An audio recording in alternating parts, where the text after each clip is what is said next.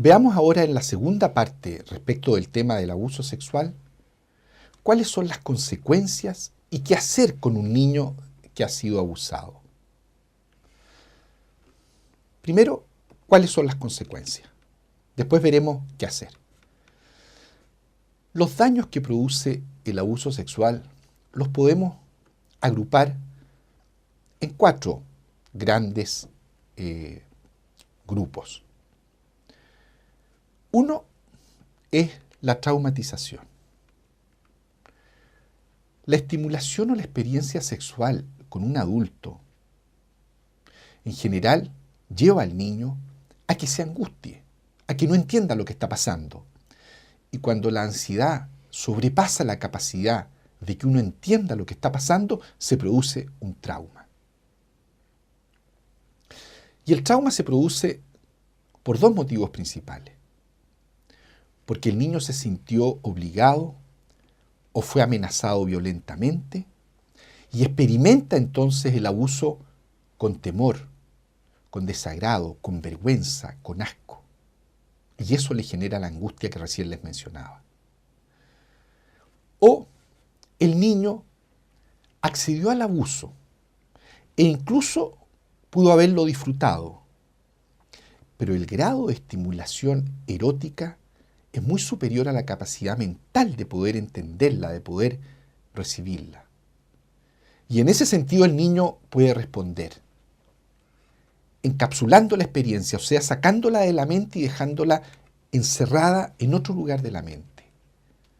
O puede reaccionar sobreerotizando las relaciones y empieza a tener lo que hemos visto en la primera charla, una erotización muy precoz, una sexualización de las relaciones muy temprana.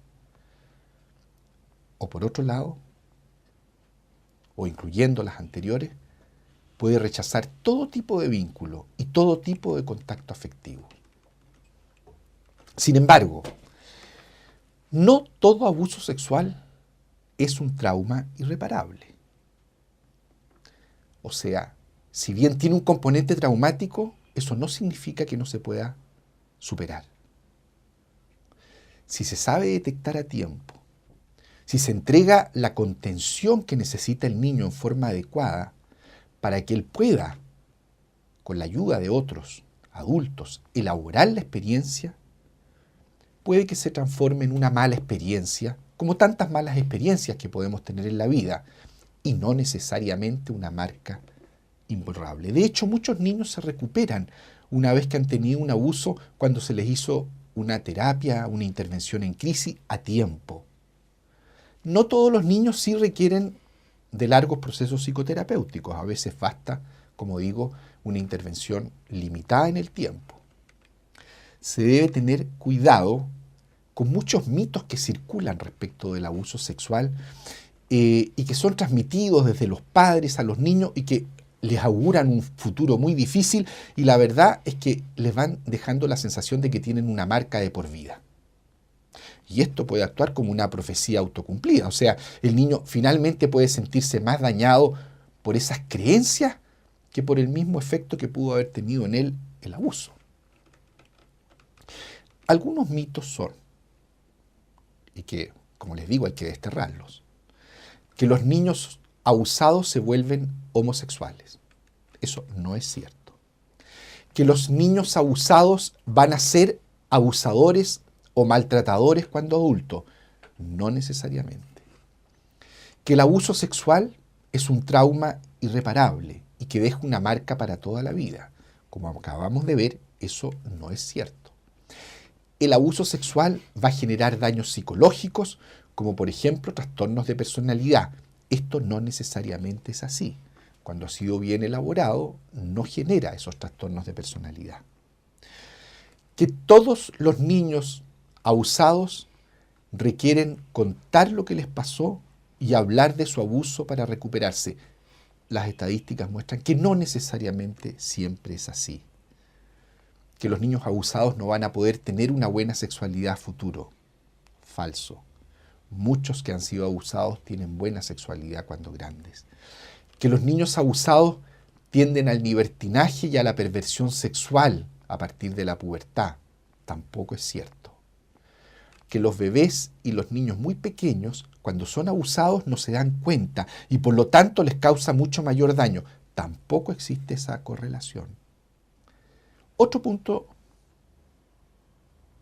que es una consecuencia muy negativa del abuso sexual es el daño al vínculo que se produce, el daño a la relación con el otro que se produce en el niño abusado. Porque el niño lo vive como una experiencia de traición, que le genera desconfianza y daña la capacidad de establecer relaciones, de establecer vínculos. Porque si una persona mayor en la que el niño confiaba le daña de esta manera, o sea, alguien que debe protegerlo, que debe cuidarlo, que debe amarlo, obviamente que le produce al niño un daño en su forma de relacionarse, una desconfianza muy grande con los demás. Ahora, ¿para qué decir lo grave que es esta situación cuando son los propios padres? Habitualmente cuando es el propio padre quien abusa de él. El abusador engaña al niño por un lado, haciéndole creer que lo quiere, y por otro lado, lo daña. Esto confunde mucho al niño. Se establece lo que se llama un doble vínculo, que es tremendamente nocivo en la confianza, como digo, y en la capacidad posterior de establecer vínculos afectivos por parte del niño. Y en este sentido, las consecuencias que puede tener es que se vuelve una persona desconfiada, va desconfiando de la intención de todos los seres que lo rodean, se va deteriorando su mundo afectivo y se va replegando consigo mismo para protegerse del daño que le pudieran causar los otros. O sea, no sabe distinguir en quién confiar y en quién no confiar. No tiene claro quién le quiere y quién no le quiere. Confunde el cariño con la violencia y esto lo puede llevar a establecer una y otra vez relaciones en las cuales termina siendo abusado. Esta situación de doble vínculo que confunde al niño le hace también difícil darse cuenta del abuso o de comunicar el abuso. O muchas veces lo lleva a retractarse una vez que ha contado el abuso que tenía. Porque por un lado, él odia y teme al abusador, pero por otro lado, lo quiere. Más aún, incluso puede sentirse enamorado. Y en ese sentido sentirse culpable de traicionar y hacerle daño a este abusador a quien quiere. Otro efecto nocivo es que se daña el concepto que el niño tiene de sí mismo, afecta la autoestima. El niño se siente poco apreciado, poco valorado consigo mismo, más bien disminuido, infravalorado, porque no tuvo la capacidad de defenderse, porque fue engañado y no pudo darse cuenta del engaño, de los hechos que estaban pasando, por haber sido usado o tratado como un objeto sexual sin que haya habido consideración por su persona. Quiere decir que él no vale nada. Y sentirse, como he dicho, responsable y culpable de lo que pasó. Esta situación de ataque es algo muy difícil de tolerar para la mente infantil. Y el niño entonces tiende a reaccionar de dos maneras. Por una parte puede aceptar pasivamente el rol en que el abusador lo puso y tener la sensación de que él vale poco, porque si lo eligió el abusador para eso es porque él debe ser una persona muy poco valiosa, que se lo merece, que su destino en la vida es sufrir. Este tipo de niños a menudo desarrollan depresiones o se involucran en actividades muy autodestructivas para ellos o en las cuales es nuevamente víctima de algún tipo de abuso.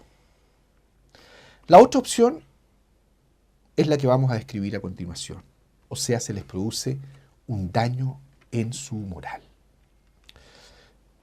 Este daño moral consiste en que al niño le resulta intolerable la situación de haber sido usado o traicionado.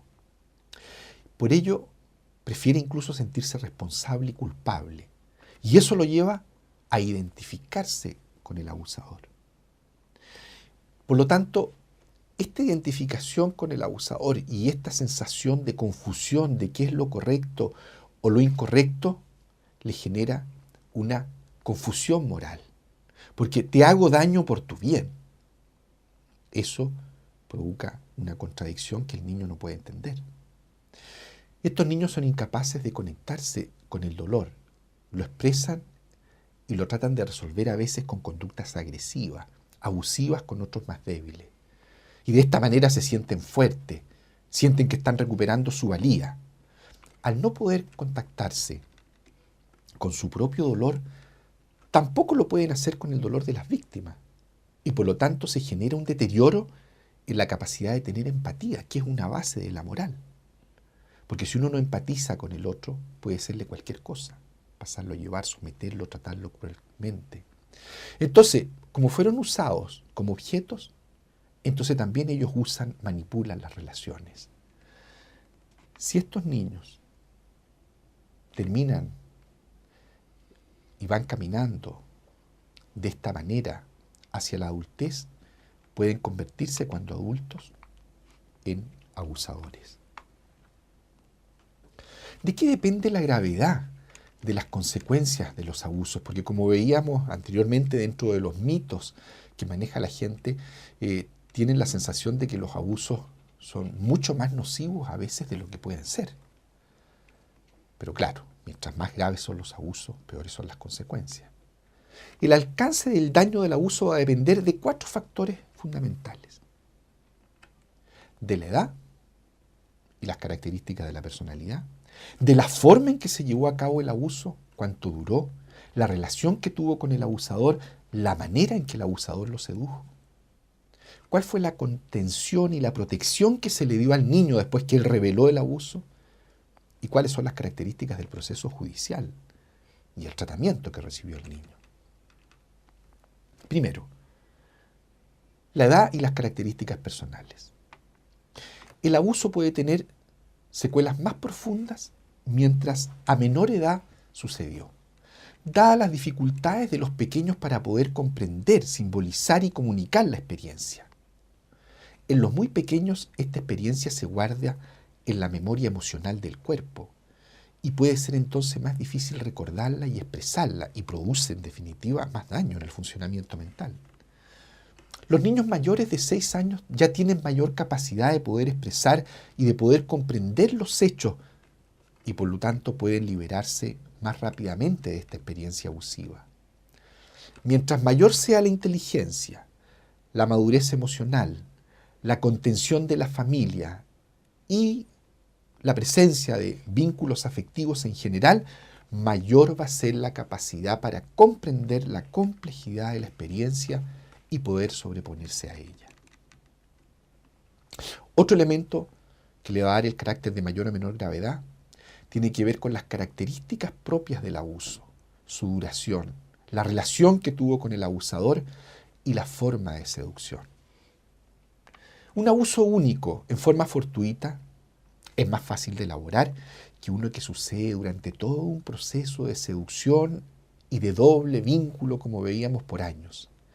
El primero se puede constituir en una experiencia traumática que puede ser similar a otras experiencias traumáticas, ser asaltado con violencia, un terremoto, etc.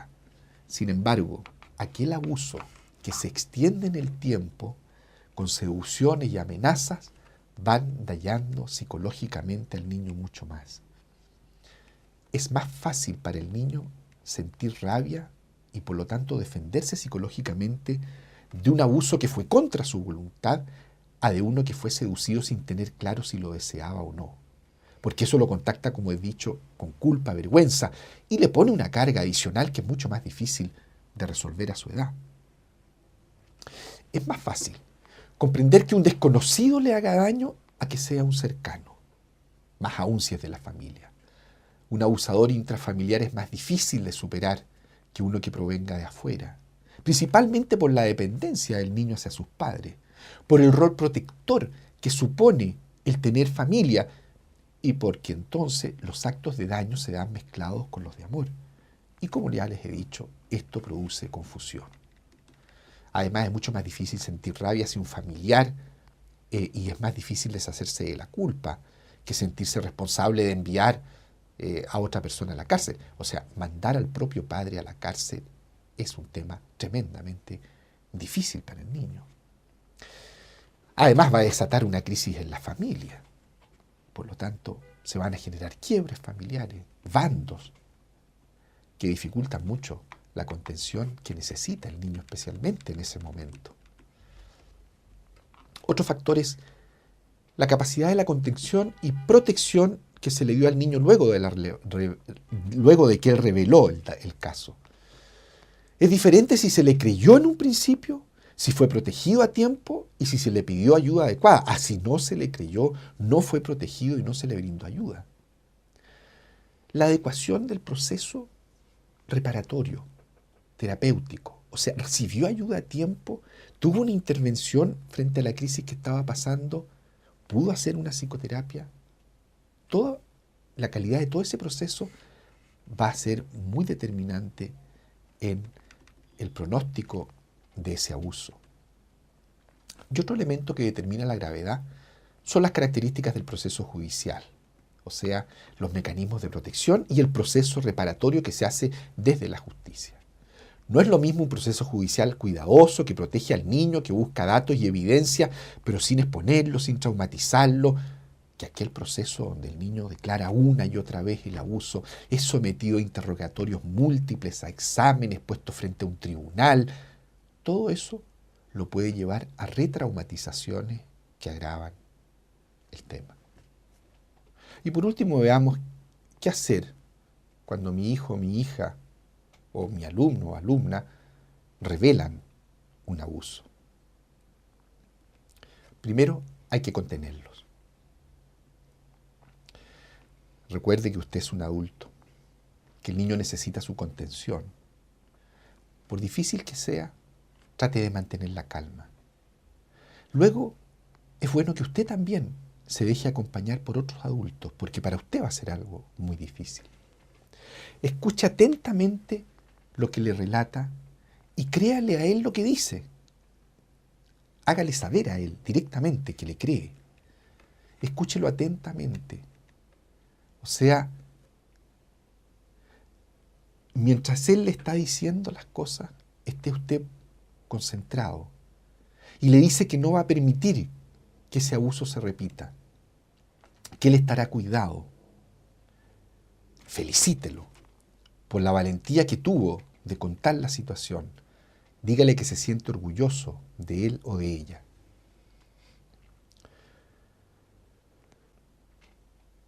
Refuércele la idea de que lo que ha pasado no es culpa de él y que no está ni enojado ni decepcionado de él.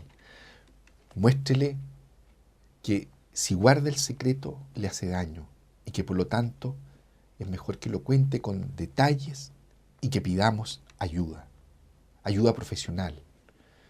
Cálmele todos los miedos y aclárele y diga lo que le va a venir a continuación.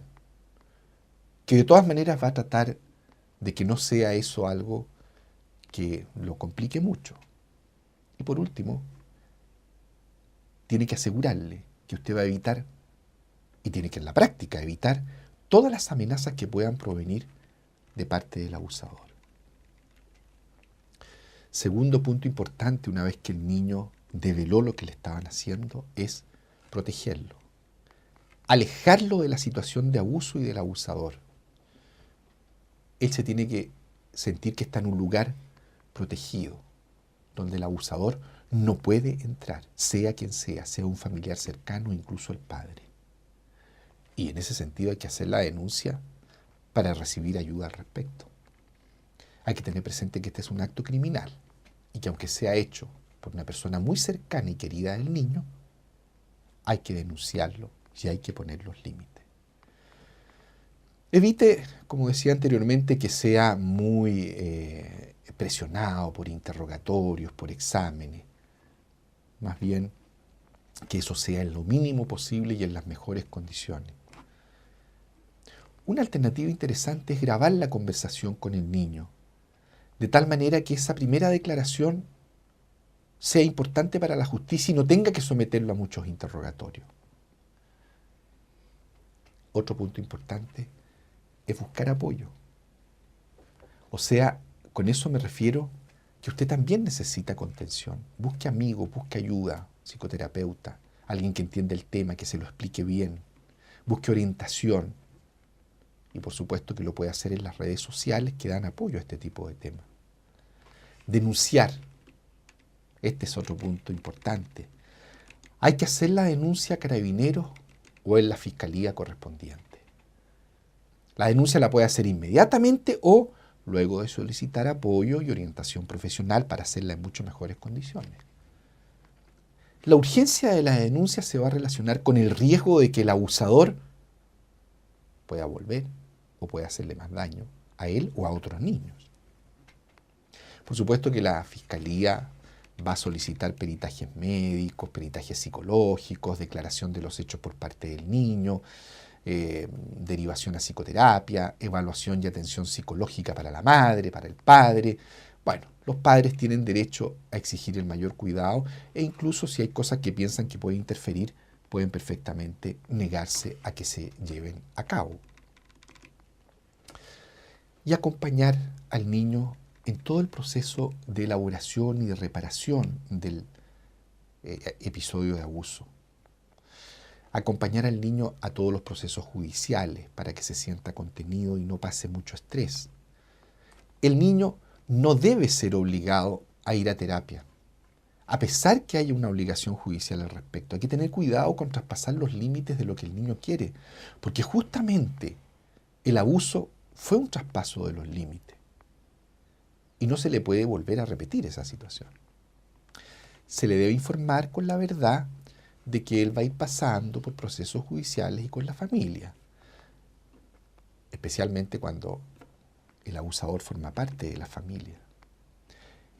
Nuevamente insisto en no retraumatizar al niño con continuas declaraciones, no exigirle que vaya a lugares en los cuales él no quiere estar y que no vaya a tener contacto con la persona que ha sido fuente del abuso.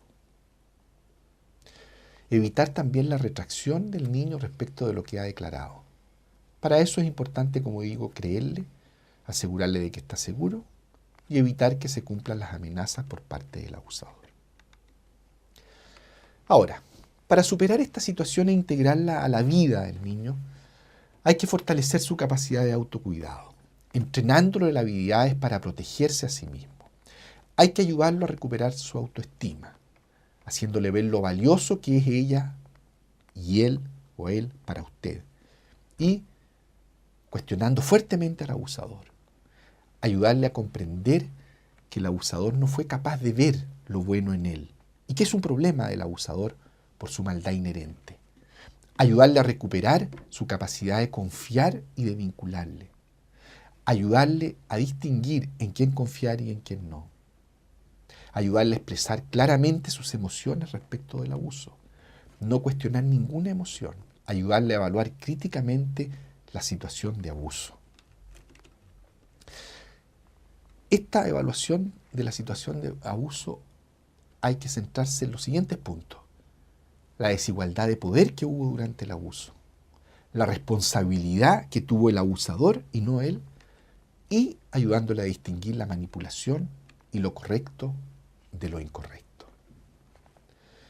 Con esta segunda charla termino de dar una visión de los aspectos más importantes del abuso sexual, tanto en relación a lo que debemos conocer como padres, como profesores, como también cómo enfrentar una vez que el niño ha señalado que fue víctima de un abuso sexual y de qué manera lo podemos ayudar a través de distintos mecanismos de ayuda psicoterapéutica y reparadora del hecho.